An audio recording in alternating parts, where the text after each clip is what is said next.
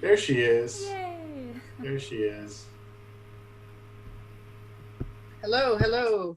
Hello. And your audio's connected. Even better. How are you today, Laura? I'm great. How are you? It's nice to see you. Thank you for this.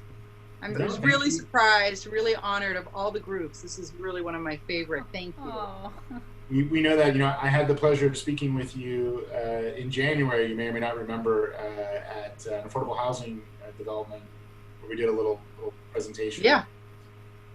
Within just a few minutes of speaking with you, I knew you were one of us. I was like, this is a fellow green building nerd that I can deal with right here. This is one of our people. So happy to give you the honor. I'm actually going to let Cassie formally introduce you once we go live here, which we may already be hi, live, but Laura. we're going to give it another minute. Hi. So. How are you, Cassie? I'm Thank you doing for really good. this. Absolutely, yeah. And I was just right before you got on. I was just saying, well, I'm not sure which copy of Assemblymember Friedman we'll be getting today, since you have to be at so many places. And over the years that I've known you, you've been everywhere.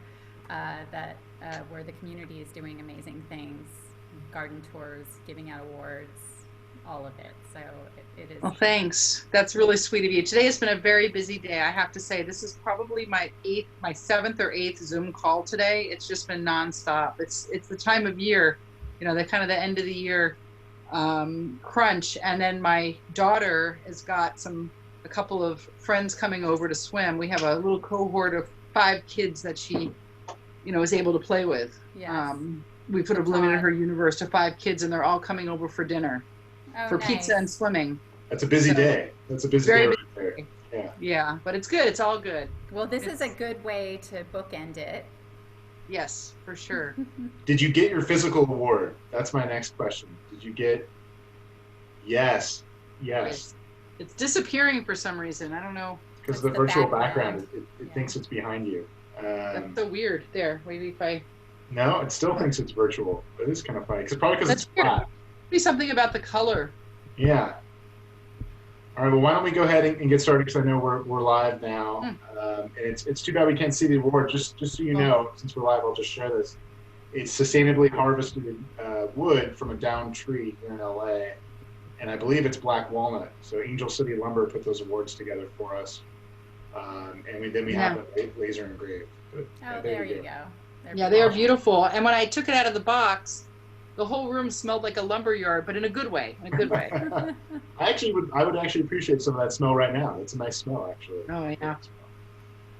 Well, I'm going to use that as sort of our unofficial introduction. I want to, first of all, just say that we're delighted this year to really introduce our 2020 Municipal Green Building Conference and Expo elected official of the year. But before we do that, I would like to introduce Cassie Ayogi from our board. She's the president and founder of Form LA Landscaping, and a delightful individual to both work with and a real leader in our community. She's really one of the most passionate members of our board, and I've been really fortunate to be able to work with her in that capacity. So with that, Cassie, I'll hand it over to you. Oh, thanks, Ben. So happy to have you here, Laura. Laura Friedman is being recognized for her ongoing work on behalf of the environment, and specifically the green building movement, which is what we're all about, including her focus on water quality, energy efficiency, homelessness, affordable housing, and wildlife. Laura Friedman was elected to the California State Assembly in November of 2016 to represent the 43rd Assembly District. Laura's legislative work is focused in 3 primary areas: addressing the housing affordability and homelessness crisis, combating climate change, and protecting vulnerable communities. During her time in the Assembly, Laura has secured $20 million in funding for the completion of the Glendale Riverwalk project, and authored a package of bills to create new avenues for communities to tackle the affordable housing crisis, encourage water conservation, strengthen environmental sustainability, protect communities against devastating wildfires, improve access to higher education and healthcare, and ensure that California's foster youth have the support that they need as they transition to adulthood. This is quite a list, and we thank you so much for your work, and you clearly work hard for it. Thank you. I really am very honored to receive this award. The Green Building Council means a lot to me, and the work you do has been very instrumental actually in my goals and the work that I do. So I see us very much as a partner in this. You know, I certainly share your chapter's goal of transforming Southern California into a more sustainable region. The development of the LEED standards by MGBCE has shown what's possible in terms of sustainable design and construction and operation of buildings and homes and neighborhoods. And I think that we're only now starting to realize how much buildings themselves contribute to sustainability and to climate. And even during COVID, there's been a lot of talk about the design of buildings and how that figures into public health. And certainly that's been a focus of a lot of the work of the, you know, of your membership and of LEED itself and of Cal Building, is to make buildings not just greener for the planet, but healthier for individuals. And I really appreciate that. And I think that this pandemic is really an opportunity to showcase that work. And your local chapter's work, I know, has also focused on building decarb and green schools, and also promoting women in the industry, which I very much appreciate as a woman in politics, is seeing more women involved in building in general, in architecture and design, and in sustainability work. And also your work on protecting vulnerable communities is so important right now as we make policies and try to think about who's been recognized in policies and who's been left out. And, you know, watching the environmental justice community really grow as a movement and become more active fits in very nicely with the work that you're doing as well. I also just wanted to take the opportunity, you know, just to plug some of my own work, if that's okay, because it's important that I work with your members and that, you know that this is an area I'm interested in, so that when you guys have great ideas, you bring them to me so that I can turn them into legislation and into policy.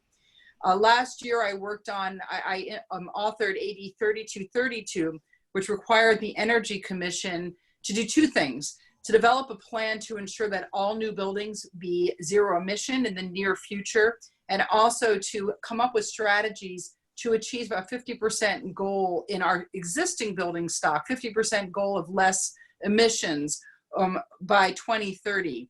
So we're talking about electrification, but also all kinds of other strategies to look at the emissions from our buildings, since we now, are understanding that buildings are probably only second maybe to transportation in terms of emissions in California. So the draft plan and strategies are going to be released by the end of the year, and I look forward to reviewing them, but also seeing what else we need to implement, which is where all of you come in terms of your recommendations. And that's something where I could certainly use your expertise and your input.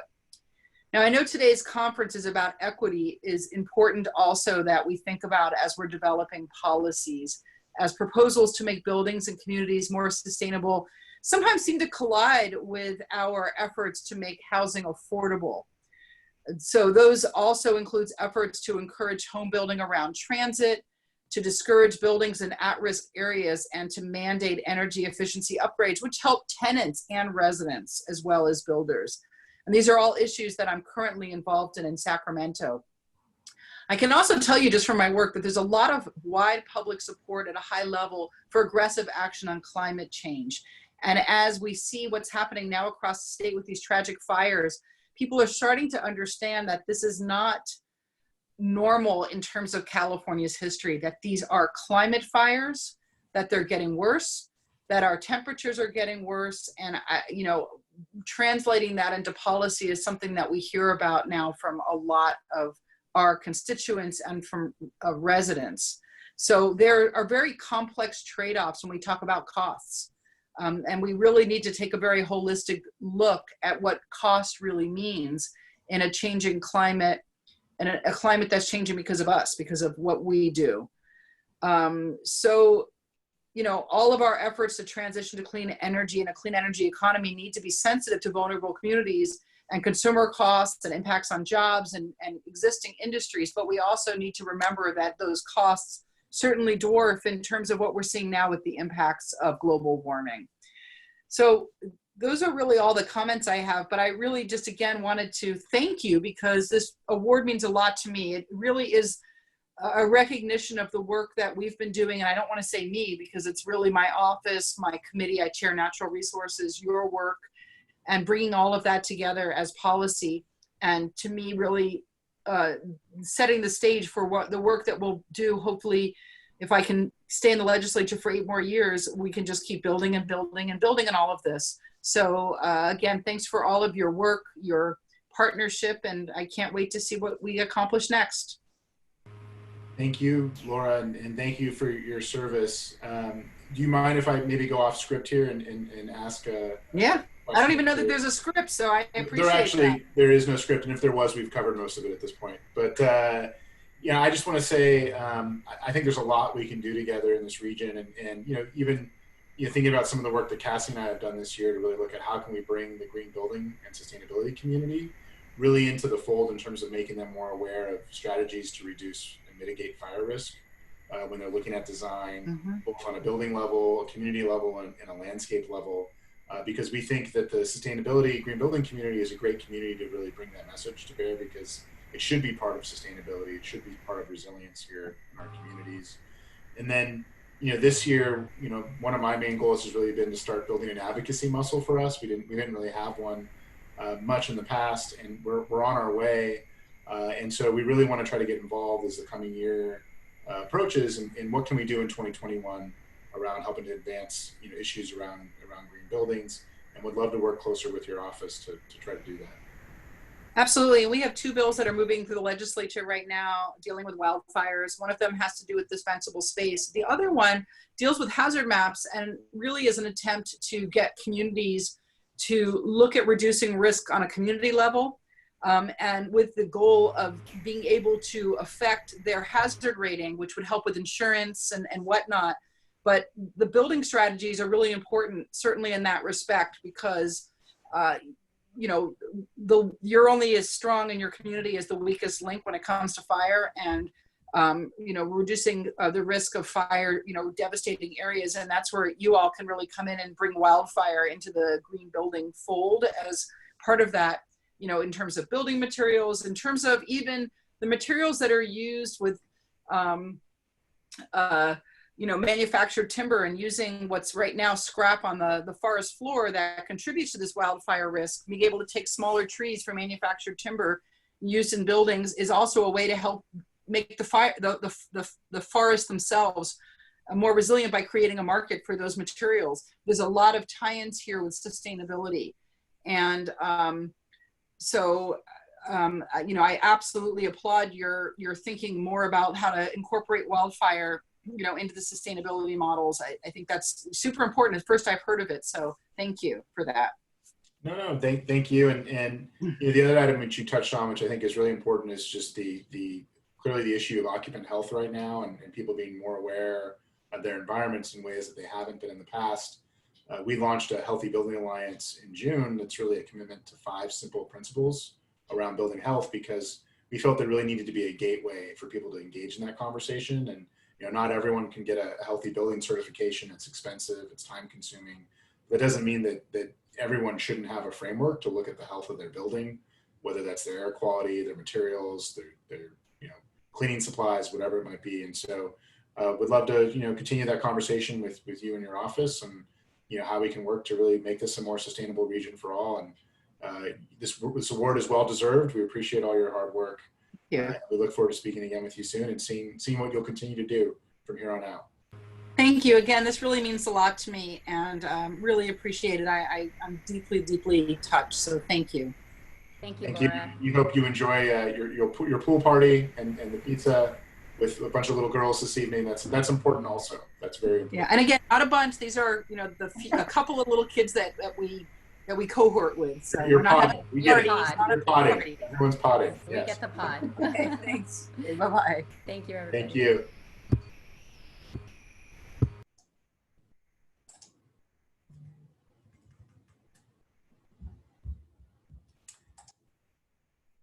Can everyone see my screen? Or anyone see my screen?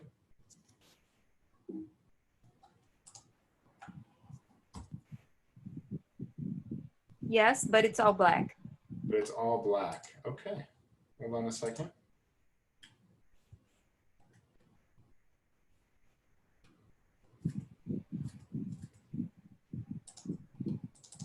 Can you see my screen now?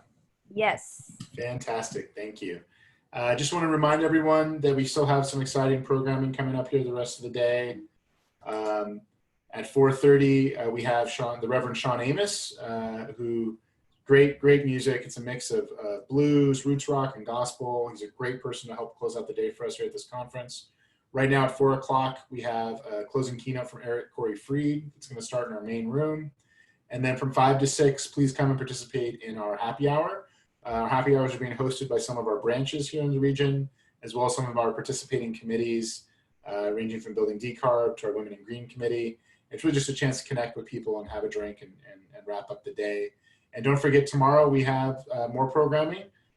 From 9:30 to 2:30 tomorrow, we have more for you to experience. So thank you for taking the time for us today, and we'll hope we'll see you here in our next keynote. Thank you.